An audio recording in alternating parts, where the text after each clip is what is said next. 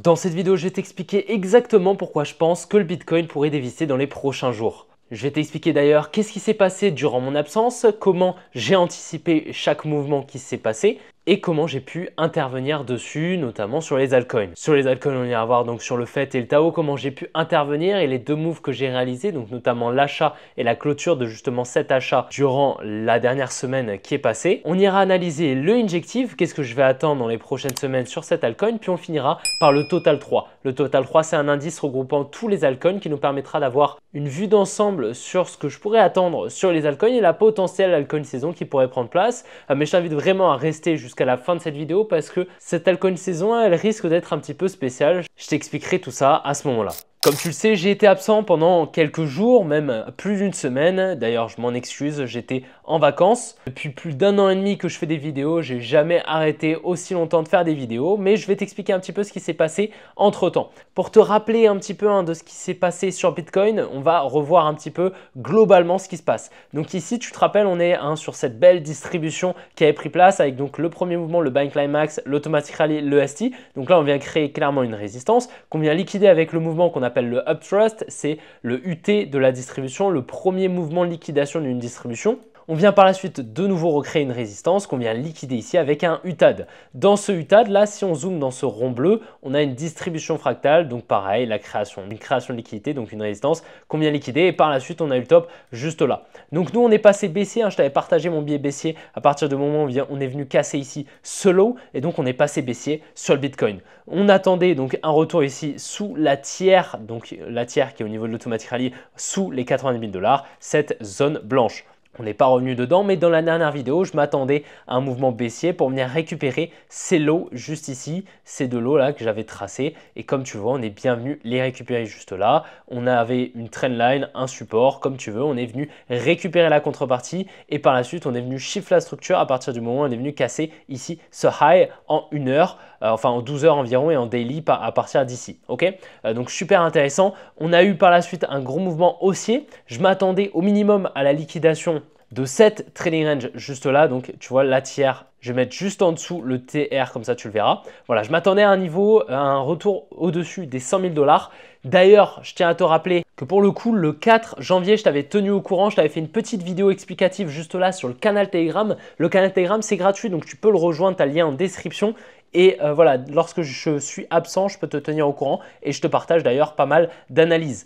Par la suite, on était venu passer être baissier, je t'avais expliqué pourquoi, etc. J'étais passé baissier, mais surtout, je t'avais fait une vidéo d'un peu plus de 10 minutes t'expliquant exactement mon biais durant mon absence, juste ici, tu vois, et je m'attendais donc à la liquidation de la tiers. Cette tiers, on est donc bien venu la liquider, on est même revenu au niveau des 102 500 $. On s'est retourné, on a eu le changement de structure, donc le MSS, le Market Structure Shift, juste là, qui nous signalait donc un changement de tendance. Et donc pour le moment, la tendance était repassée haussière ici à court terme. Tac, on avait des hauts de plus en plus hauts, des bas de plus en plus hauts. Et là, boum, on est venu casser le low ici. Donc on est repassé baissier. Ok, on s'est adapté à la structure, c'est hyper important, d'accord, de ne pas rester figé dans ce biais haussier, de se dire ah bah tiens on baisse, ah ouais mais là je rachète, ok, alors que là je rachète, ok, alors que pourtant la structure est pas assez baissière déjà depuis un moment, ok.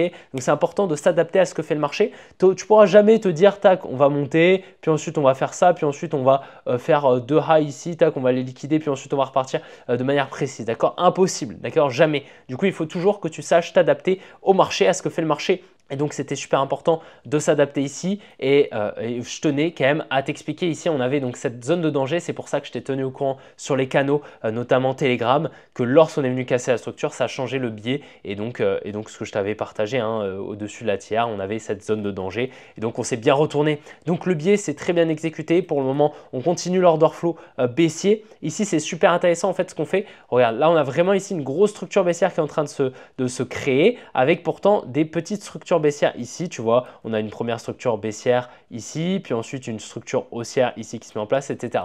Donc ça, c'est super intéressant, c'est un concept que je vais pouvoir te rappeler un petit peu, c'est ce qu'on va appeler la fractalité des time frames. C'est-à-dire qu'en fait, on vient créer des petites structures comme ceci, tac. Ces petites structures, elles vont être cassées, d'accord? Comme tu vois, on vient casser les structures, on vient casser les highs et par la suite, en fait, on vient de nouveau recasser des structures. Donc là, en fait, on est sur une tendance baissière, ensuite on est sur une tendance haussière, puis ensuite on est de nouveau sur une tendance baissière. Mais en fait, si on regarde, c'est que si on dézoome un petit peu, on a cette grande structure baissière. Une seule structure qui vient être exécutée par de nombreuses structures ici qui, entre elles, se cassent. Alors qu'en réalité, la lower time frame, donc cette time frame ici, là, c'est la lower time frame, vient simplement créer une structure pour exécuter la higher time frame qui est la plus grande. Et c'est exactement ce qui se passe ici, c'est que le biais en higher time frame est actuellement baissier et on est en train de continuer une structure baissière en higher time frame.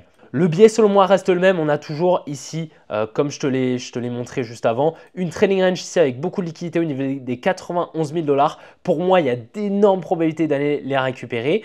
Pourquoi? Parce qu'en plus de ça, on est venu de nouveau conforter donc un nouveau support, hein, d'accord, juste ici, ok, ce gros support des 91 000 $ avec ici ce lot, tu viens, on vient le conforter. Donc en fait, il faut se dire que c'est un site énormément d'intervenants à se placer comme ceci, hein. Tout simplement, ils viennent se placer tac, avec un stop loss sous le support, tout simplement. Et donc forcément, ces stop loss, ça va être de la liquidité à venir récupérer de la contrepartie pour la smart money. Et si on vient inciter tous ces intervenants avec ce support, selon moi, ce n'est pas pour rien.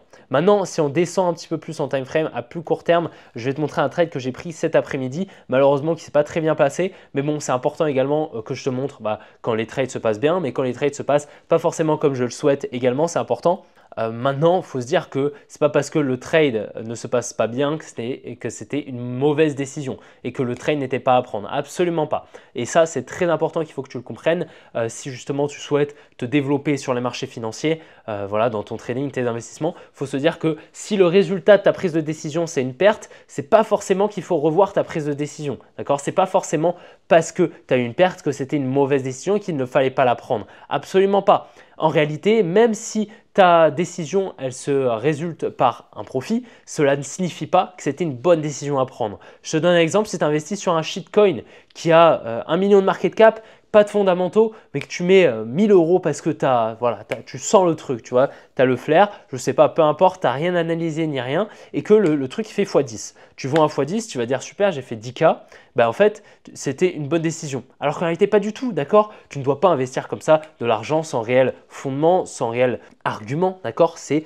mauvais, ok? Parce qu'en réalité, en trading, tu n'auras jamais 100% raison. Donc, il y aura forcément sur 100 échantillons de trade, il y aura forcément une partie où tu auras tort entre guillemets. Tu n'auras pas eu tort d'avoir pris cette décision, pris cette position, mais tu auras tort parce que le marché t'aura donné tort et tu n'auras pas été dans son sens. Mais ce n'est pas pour ça qu'il faut complètement revoir sa prise de décision parce que la décision était bonne. Je vais t'expliquer la prise de position que j'ai prise ici.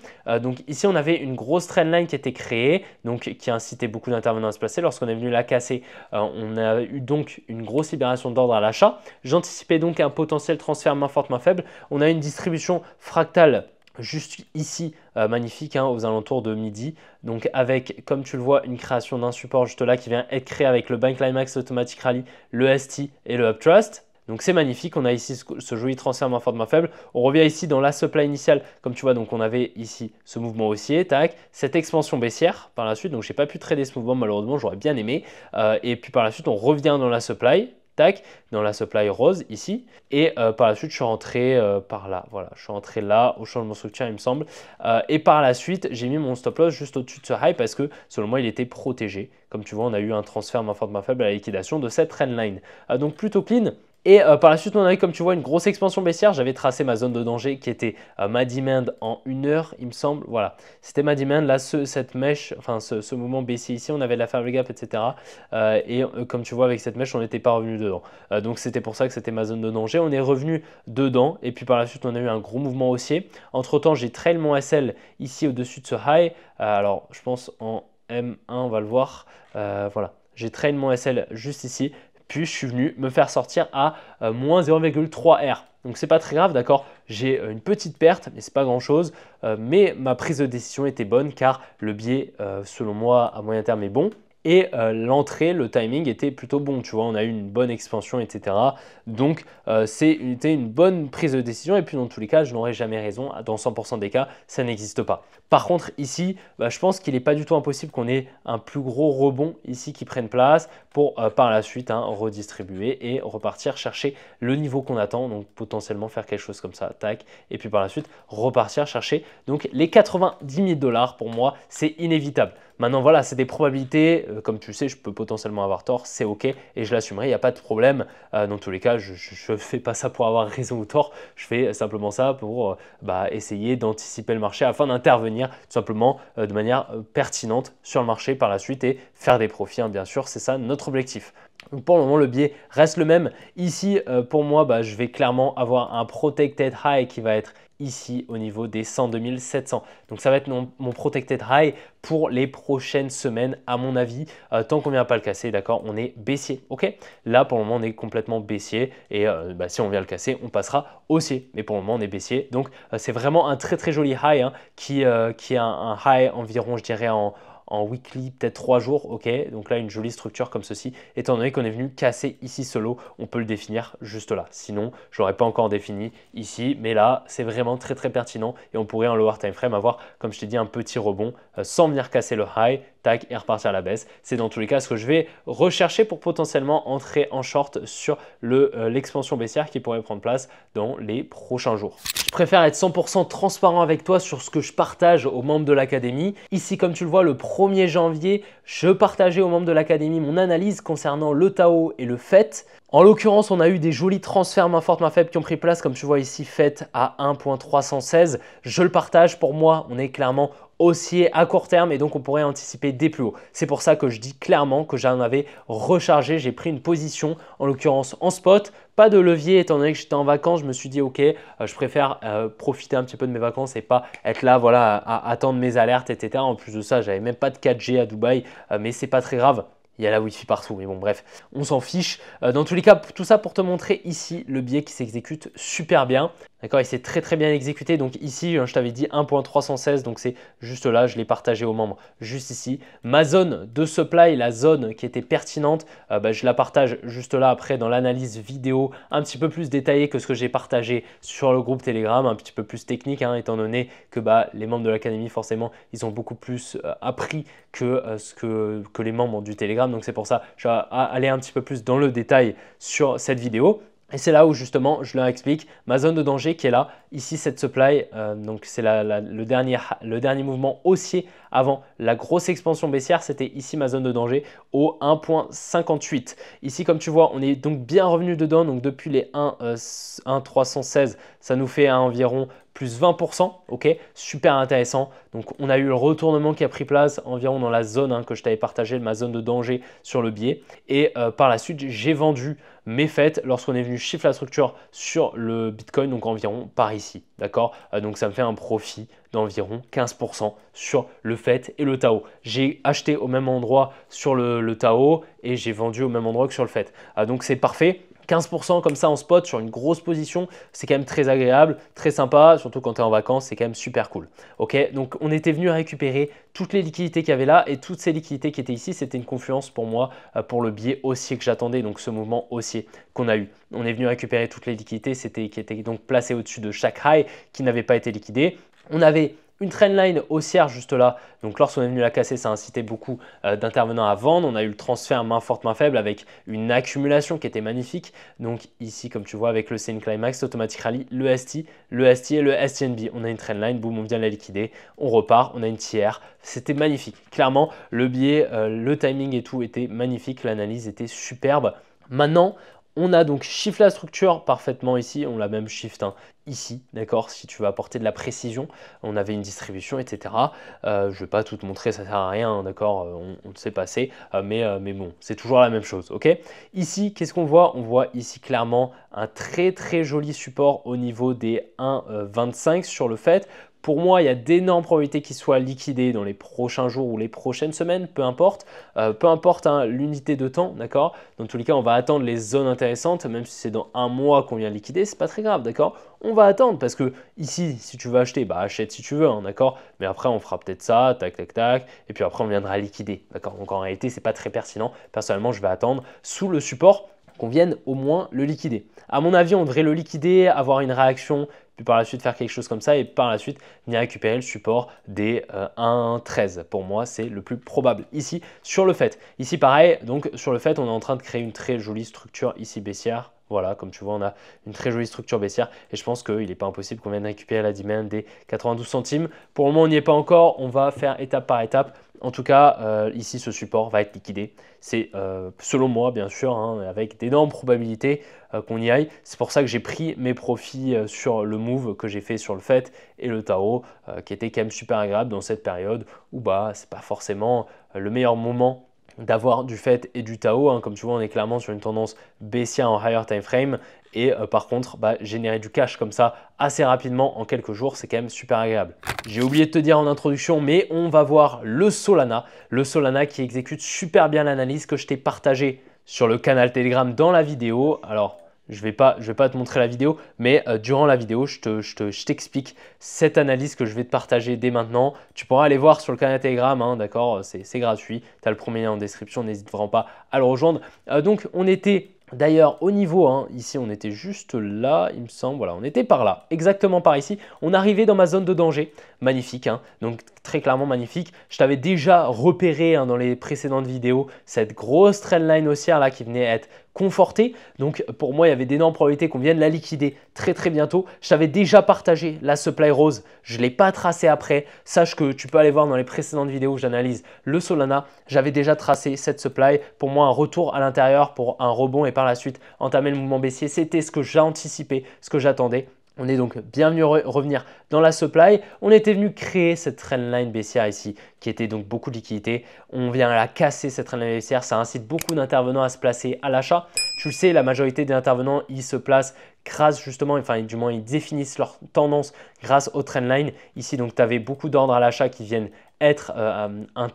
donc être positionnés sur le carnet d'ordre, hein, d'accord, qui viennent être libérés. En face, la smart money peut tout simplement se permettre de vendre grâce à la contrepartie. Ici, elle vient même effectuer une distribution à court terme juste là, donc un buy climax. On aurait un automatic rally juste là ici, un ST, un SOW et un uptrust. On vient ici créer une trendline, boum, on vient la liquider juste là. Donc on a eu le transfert main forte, main faible comme je te l'ai mis juste là. Pour moi, le protected high, il sera clairement juste ici. On est venu chiffrer la structure ici à court terme, bien sûr. Pour moi, là, on va venir récupérer sans problème les 166 $. Ok, sans problème, on va venir liquider la trendline haussière avec d'énormes probabilités. On est en train de commencer, tu vois, donc probablement dans les prochains jours ou peut-être dans une semaine, 2 semaines, peut-être, c'est pas impossible. Dans tous les cas, pour moi, le biais ici à court terme est baissier. On viendra ici dans cette zone, là où j'ai la petite cible des 170 $ environ. C'est pour moi le plus probable. Le biais s'exécute super bien, tu vois, depuis la zone juste là, on est à moins 15%. Et ça, je te l'ai partagé durant mon absence sur le canal Telegram. Donc c'est pour ça que j'insiste. C'est quand même vachement plus facile pour moi de faire une analyse sur le Telegram plutôt que de faire une vidéo. En plus de ça, en fait, je voulais te faire des vidéos de base durant mon absence, mais malheureusement, les conditions pour faire une bonne vidéo ne s'alignaient pas.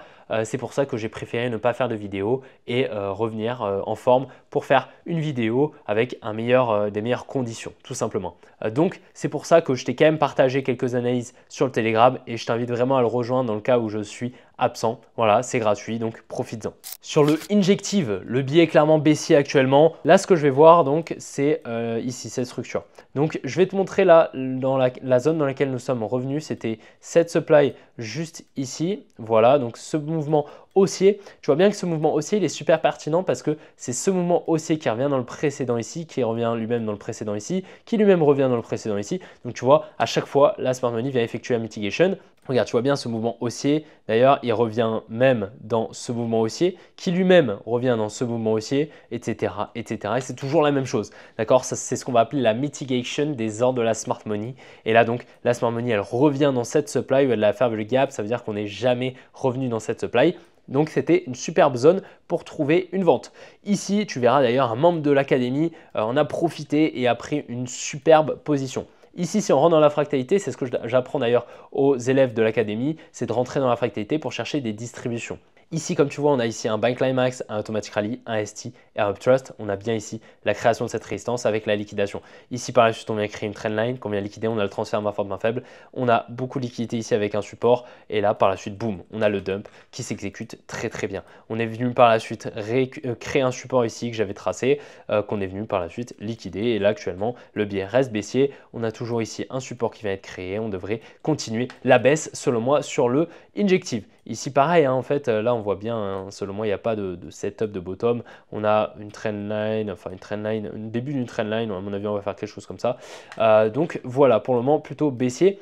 Alors je vais te montrer quand même que ce que j'apprends aux élèves, c'est pas n'importe quoi, c'est que ça leur permet de devenir 100% autonome sur le marché. Regarde, ici tu as Thomas qui prend une jolie position sur l'injective qui nous montre donc la supply juste là.